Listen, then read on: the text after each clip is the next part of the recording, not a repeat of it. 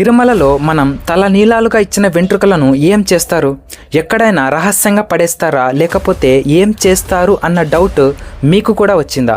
అయితే ఈ ఒక్క నిమిషం నాకు ఇవ్వండి, మీకు ఉన్న అన్ని డౌట్స్ క్లియర్ చేస్తా. టీటీడీ కొంతమంది కార్మికులను పనిలో పెట్టుకొని తల నీలాలుగా వచ్చిన వెంట్రుకలను పొడవును మరియు క్వాలిటీని బట్టి వేరువేరుగా చేసి వాటిని సంచిలో నింపుతారు.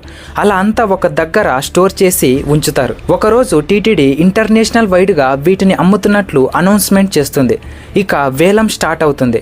అప్పుడు అక్కడ చాలా దేశాలు అయిన చైనా, యుఎస్ఏ, ఇటలీ, వియత్నాం ఇలా మొదలైన దేశాలు అన్నీ పోటీపడి మరీ కొంటాయి.